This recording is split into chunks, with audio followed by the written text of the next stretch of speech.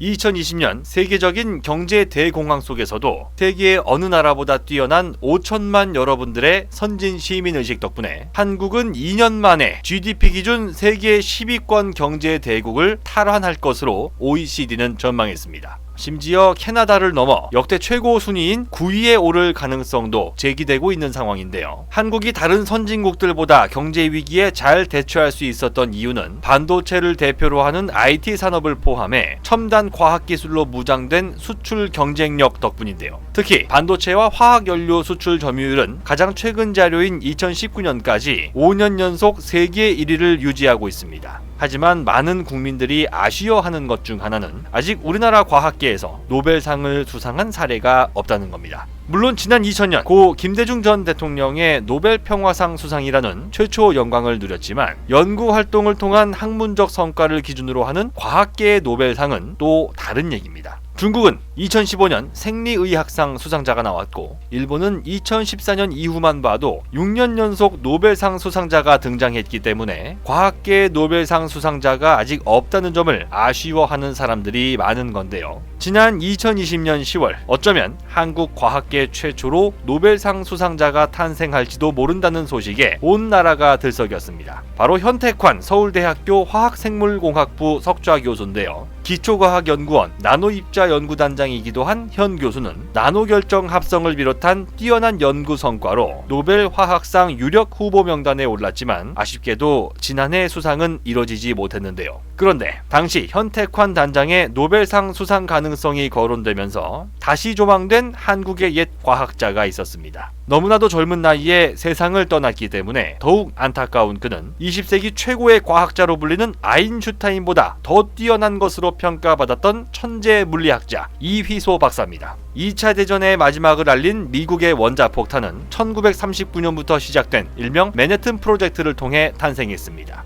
그 프로젝트를 주도한 로버트 오펜하이머는 살아생전에 내 밑에 아인슈타인도 있었고 이휘소도 있었지만 아인슈타인보다 이휘소가 더 뛰어났다고 말했는데요.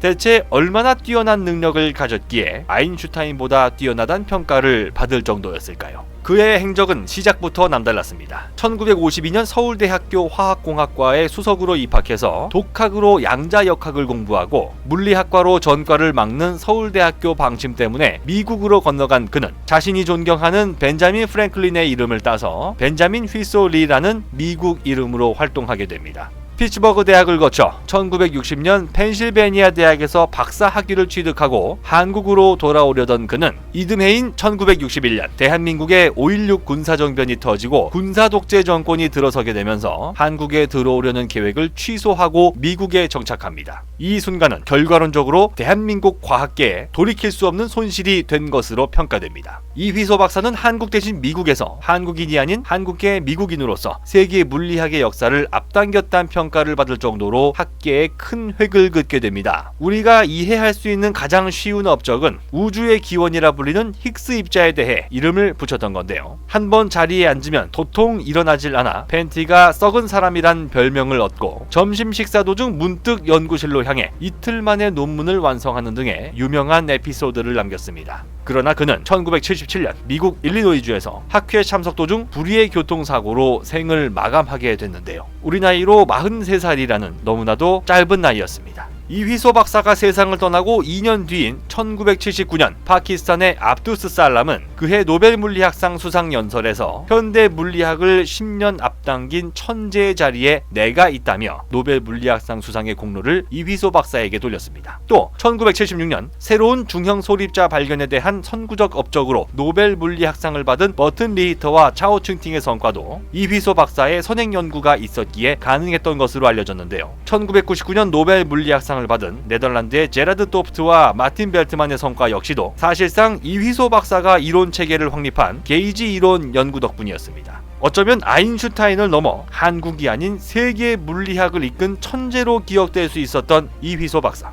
자신의 능력이 자유를 탄압한 군사독재 정부의 집권에 보탬이 될까봐 걱정했던 그는 결국 1968년 미국 국적을 취득하며 미국으로 귀화한 한국계 미국인이 될 수밖에 없었습니다. 만약 그가 살아있었고 한국계 미국인이 아닌 대한민국 국민으로서 살았더라면 어땠을까 생각해봅니다. 만약 그랬다면 이영만리 미국 땅에서 불의의 교통사고 없이 대한민국 과학기술은 더 크게 발전할 수 있지 않았을까요? 곧 새로운 내용으로 다시 찾아뵙겠습니다. 좋아요 버튼과 구독 버튼을 눌러주시면 더 좋은 컨텐츠로 보답하겠습니다. 감사합니다.